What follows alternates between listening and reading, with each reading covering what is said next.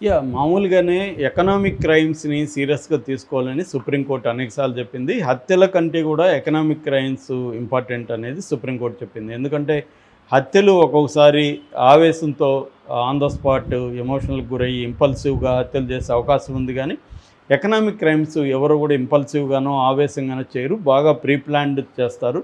ప్రజల ఆస్తిని ప్రీ ప్లాన్డ్‌గా నాశనం చేసే వాళ్ళని సీరియస్‌గా తీసుకోవాలి.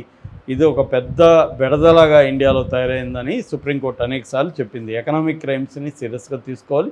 అలాగే ప్రజాప్రతినిధులు, ప్రజలు ఎన్నుకున్న ప్రజాప్రతినిధుల మీద విపరీతంగా కంప్లైంట్స్ ఉన్నాయి. ఈ అవినీతి కావచ్చు, అక్రమాలు కావచ్చు జరుగుతున్నాయి. ఫైనాన్షియల్ ఫ్రాడ్ కావచ్చు, ఎకనామిక్ అఫెన్సెస్ కావచ్చు జరుగుతున్నాయి. కాబట్టి ప్రజాప్రతినిధుల మీద కేసుల్ని సీరియస్‌గా తీసుకోండి అని సుప్రీంకోర్టు అనేకసార్లు చెప్పింది. అయినప్పటికీ కూడా ప్రజాప్రతినిధుల కేసులు ముందుకు పోవట్లేదు. దీనికి ప్రధాన కారణం ఏంటంటే కేసులు పెండింగ్లో, కోర్టులలో టైం లేదు, అన్ని కోర్టులు లేవు మనకి. సో దాదాపు 5 కోట్ల కేసులు పెండింగ్లో ఉన్నాయి. సుప్రీంకోర్టులో 55,000 నుంచి 60,000 కేసులు పెండింగ్లో ఉన్నాయి. వీటికి తగిన యంత్రాంగం లేదు. అలాగే ఇన్వెస్టిగేటివ్ ఏజెన్సీలకి పని ఎక్కువ ఉందని నేను ఇంతకుముందనే ఒక వీడియోలో చెప్పాను. సిబిఐ లాంటి వాళ్ళకి దాదాపు 7-8 వేల కేసులు పెండింగ్లో ఉన్నాయి. వాళ్ళ స్టాఫ్ 23% సిబిఐకి స్టాఫ్ లేరు, వేకెన్సీస్ ఉన్నాయి. అట్లాగే ఒక్కొక్క కేసులో లక్షలాది పేజీలు, వందలాది సాక్ష్యాలను పెట్టాలి, విచారణకు టైం పడుతుంది, డాక్యుమెంట్స్ని ప్రింటౌట్లు తీయాలి, మళ్ళీ వాటిని ఎంఎస్ వర్డ్లోనో లేకపోతే ఎక్సెల్ షీట్లు తయారు చేయాలి. ఇవన్నీ పెద్ద క్లరికల్ వ్యవహారం, పెద్ద పని. సో మనకు సినిమాలో చూపించినట్టు ఏమి ఉండదు. ఇదంతా చాలా ఓపిక్గా నైట్ అండ్ డే పని చేయాల్సిన వ్యవహారాలు ఉంటాయి.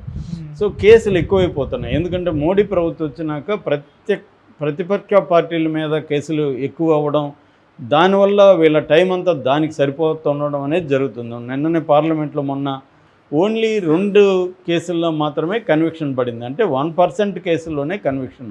కానీ ఈడీ 193 కేసుల్లో పనిచేయాలి కదా. సో ఇది ఇబ్బంది అవుతుంది. సో దానివల్ల ప్రతి చోట కేసులు పెండింగ్లో ఉన్నాయి. అట్లాగా నిన్న తెలంగాణలో ఒక పిల్ అంటాం కదా, పబ్లిక్ ఇంట్రెస్ట్ లిటిగేషన్ నిన్న విచారణకు వచ్చింది. దీన్ని వేసింది ఎవరంటే హరిరామ జోగయ్య. ఆయన ఒకప్పుడు ప్రజారాజ్యం, అంతకుముందు కాంగ్రెస్, దాని తర్వాత జనసేనలో ఉండి ఆయన బయటకు వచ్చాడు. ఇప్పుడు కూడా వాళ్ళ కొడుకు జనసేన. సో ఆయన జగన్ మీద ప్రత్యేకంగా ఆయన వేసింది ఏమంటే, జగన్ మీద కేసులు ముందుకు కదలట్లేదు, సీరియస్గా తీసుకొని రోజువారీ కదలాలని ఆయన వేశాడు. ఇదే విధంగా రఘురామకృష్ణరాజు కూడా సుప్రీంకోర్టు వాళ్ళకి వెళ్ళాడు.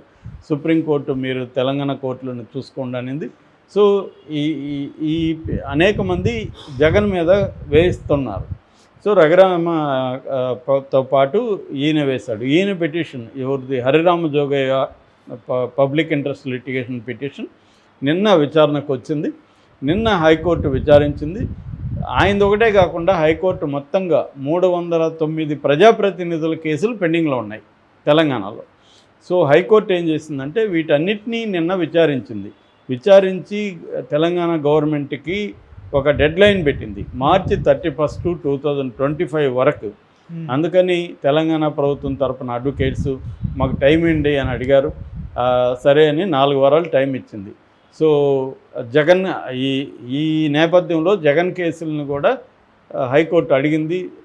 మన ట్రయల్ కోర్టు, సిబిఐ కోర్టుకు కూడా రోజువారీ విచారణను మీరు జరిపించండి అనేది చెప్పింది. సో ఇది కానీ నిజంగా ఇది ఇప్పుడే చెప్పింది కాదు, గతంలో కూడా సిబిఐకి ఇక్కడ తెలంగాణ హైకోర్టు చెప్పింది జగన్ కేసుల్ని రోజువారీ విచారించమని. కానీ అది అనుకున్నంత ఈజీ కాదు. నేను ఇందాక చెప్పినట్టుగా సిబిఐకి దాని తలనొప్పులు దానికి ఉన్నాయి, దాని లిమిటేషన్స్ దానికి ఉన్నాయి. అట్లాగే కోర్టులకి వాటి లిమిటేషన్స్ ఉన్నాయి. సో వీళ్ళు అందుకనే ఇక్కడ ఏంటంటే నేరం చేసిన వాళ్ళు తప్పించుకోగలుగుతున్నారంటే మన వ్యవస్థలో ఉండే లిమిటేషన్స్. అవి వ్యక్తులుగా ఎవరిని మనం నిందించలేం. వ్యవస్థలో ఇన్వెస్టిగేటివ్ ఏజెన్సీల బలంగా లేకపోవడం కానీ, తప్పుడు కేసులు ఎక్కువగా కోర్టులను ఆక్యుపై చేసేయడం కానీ కనిపిస్తుంది. ఇప్పుడు చూస్తే ఆంధ్రప్రదేశ్లో విపరీతంగా ప్రతిపక్షాల మీద వేధింపుల కేసులు పెట్టేస్తున్నారు. కోర్టులు వాటి టైం అంతా వాటితో నిండిపోతుంది. మిగతా కేసుల్ని చూసే పరిస్థితి లేదు. అలాగా రకరకాల కారణాలతో ఇవి పెండింగ్లోకి వచ్చేస్తున్నాయి. జగన్కి ఏమన్నా జరుగుతుందా అని ఇప్పుడు అందరూ అనుకుంటున్నారు. ఏంటంటే ఇప్పుడు చంద్రబాబుని జగన్ 53 రోజులు జైల్లో పెట్టాడు కాబట్టి జగన్ని ఖచ్చితంగా ఈ ప్రభుత్వం, కూటమి ప్రభుత్వం జైలుకి పంపిస్తారని ఎక్కడ పోయినా అడిగేది అది. జగన్ జైలుకి పోతాడా అని అడుగుతారు. జైలుకి పోవడమే కాకుండా జగన్ జైలుకి పోతే కూడా చాలామంది సాటిస్ఫాక్షన్ ఉండదు. జైలుకి పోతే ఏముంది, మళ్ళీ వస్తాడు. కాబట్టి అతనికి కన్విక్షన్ పడాలనేది ఎక్కువ మంది తెలుగుదేశం అభిమానుల కోరిక. ఏంటంటే జగన్కి శిక్ష పడాలి. జైలుకి పోతే ఏముంది, బయటకు వస్తాడు, సింపతి కూడా రావచ్చు జైలుకి పోతే. దానివల్ల ఏం జరగదు. ఇప్పుడు చంద్రబాబు జైల్లో 53 రోజులు ఉన్నాడు హాయిగా. ఆయనకి ఏమైంది, లాభమే జరిగింది, నష్టమేం జరగలేదు. రేపు జగన్ కూడా జైలుకు వెళ్ళొస్తే జగన్కి మంచి జరుగుతుంది తప్ప నష్టమేం జరగదు. కాబట్టి ఏ కేసుల్లో జైల్లో పెట్టినా నెల 2 నెలల్లో జగన్ బయటకు వస్తాడు. ఎందుకంటే వాళ్ళు పోసానిదో ఇంకోటిలాగా చిన్న చిన్న అడ్వకేట్లను పెట్టరు కదా. జగన్ వచ్చేసరికి మళ్ళీ సుప్రీంకోర్టులో టాప్ అడ్వకేట్లని, ముక్కల్ రోహిత్కి లాంటి అడ్వకేట్లని పెడతారు అక్కడ. కాబట్టి వాళ్ళు గట్టిగా కృషి చేసి బెయిల్ తెచ్చేస్తారు. కాబట్టి దానివల్ల ఉపయోగం ఉండదు. జగన్కి కన్విక్షన్ పడాలి. కన్విక్షన్ పడాలంటే కొత్తగా ఇప్పుడు పెట్టే కేసుల్లో కన్విక్షన్ అనేది కష్టం. ఆల్రెడీ 11 ఏళ్ళుగా జగన్ బెయిల్ మీద ఉన్నాడు కాబట్టి జగన్ బెయిల్ని రద్దు చేయించాలనేది ఎక్కువ మంది టార్గెట్. జగన్ బెయిల్ రద్దు చేస్తే జైలుకి వెళ్తాడు. జైల్లో జగన్ ఉన్నప్పుడు ఈ కేసులను కానీ సీరియస్గా ముందుకు తీసుకెళ్ళి వాళ్ళ నాన్న కొంతమంది ఇండస్ట్రియలిస్టులకి మేలు జరిగే విధంగా నిర్ణయాలు తీసుకున్నారు. దానికి బదులుగా వాళ్ళు లంచం ఇవ్వడానికి బదులుగా జగన్ పెట్టిన కంపెనీలో ఇన్వెస్ట్ చేశారు. ఇది జగన్ మీద ఉన్న ఆరోపణ. సో దీని మీద సిబిఐ ఎంక్వైరీ ఉంది, ఈడీ ఉంది. ఈడీ ఆస్తుల్ని కూడా జప్తు చేసింది. సో ఇప్పుడు జగన్ మీద సీరియస్గా 11 ఏళ్ళు బెయిల్ మీద బయట ఉన్నాడు, 16 ఏళ్ళు జైల్లో ఉన్నాడు. సో 12 ఏళ్ళుగా ఈ కేసు నడుస్తూ ఉంది.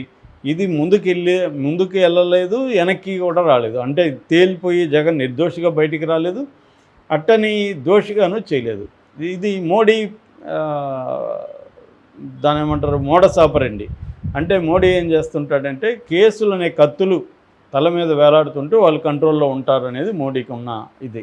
సో తమకు అనుకూలంగా ఉన్న జగన్ 10 ఏళ్ళుగా వాళ్ళకి అనుకూలంగానే ఉంటున్నాడు. మోడీని ఎక్కడ ధిక్కరించట్లేదు. ఈ రోజు కూడా డీలిమిటేషన్కి సంబంధించి తమిళనాడులో మీటింగ్ ఉంది. అన్ని పార్టీలు వెళ్ళినా ఒక జగన్ వెళ్ళలేదు, చంద్రబాబు వెళ్ళలేదు, పవన్ కళ్యాణ్ వెళ్ళలేదు. అంటే ఆంధ్రప్రదేశ్లో ఉండవల్లి చెప్పినట్టుగా ఎవరు అధికారంలో ఉన్నా ఎవరు లేకపోయినా మొత్తం బీజేపీ అధికారంలో ఉన్నట్టే. ఆంధ్రప్రదేశ్లో ఉన్న ఎంపీ సీట్లన్నీ బీజేపీ అకౌంట్లోనే. నిజానికి జగన్ వ్యతిరేకించవచ్చు, కానీ జగన్ వ్యతిరేకించట్లేదు. చంద్రబాబు ఎలాగో కూటమిలో ఉన్నాడు కాబట్టి వ్యతిరేకించడు. సో అందువల్ల జగన్ బీజేపీకి అనుకూలంగా ఉన్నప్పటికీ కూడా ఈ కేసుల నుంచి జగన్కు విముక్తి కలిగించలేదు బీజేపీ. ఎందుకంటే కేసులు ఉంటే జగన్ మన కంట్రోల్లో ఉంటాడనేది బీజేపీ. అందుకే ఇప్పుడు కానీ కేసులు లేకపోతే ఈరోజు జగన్ తమిళనాడుకి వెళ్ళేవాడు, స్టాలిన్తో కలిసి ఉద్యమాలు చేసేవాడు. కానీ ఎందుకు వెళ్ళట్లేదు అంటే మోడీ జగన్ని రక్షిస్తున్నాడు. ఇప్పుడు కానీ జగన్ మోడీకి యాంటీగా అయితే మోడీ రక్షించడు. చిన్న మేట ఇలా తిప్పితే జగన్ జైలుకి వెళ్తాడు. కన్విక్షన్ కూడా పడే అవకాశం ఉంది. కన్విక్షన్ పడి 2 ఏళ్ళ పైన కన్విక్షన్ పడితే రాజకీయాల నుంచే జగన్ విరమించాల్సిన పరిస్థితి ఏర్పడుతుంది. ఎందుకంటే చాలా మళ్ళీ పోటీ చేయడానికి చాలా గ్యాప్ అయిపోతుంది. ఈ లోపల వేరే ప్లేయర్స్ వచ్చేస్తారు. అందుకని జగన్ ఏం చేస్తున్నాడంటే మోడీకి జాగ్రత్తగా మోడీతో ఉంటున్నాడు. సో మోడీ కూడా జగన్ని జైలుకి పంపించి శిక్షపడి జగన్ పొలిటికల్ కెరీర్ నాశనం చేయాలని మోడీ అనుకోవట్లేదు. ఎందుకంటే నాశనం చేయడంలో మోడీకి వచ్చే ఉపయోగం లేదు, చంద్రబాబుకే ఉపయోగం. సో చంద్రబాబుకి ఆ మేలు చేయడానికి మోడీ రెడీగా లేడు. ఎందుకంటే చంద్రబాబు స్ట్రెంగ్తన్ అయితే చంద్రబాబు కూడా తన మాట వినడు. లాయల్ పార్ట్నర్ కాదు చంద్రబాబు.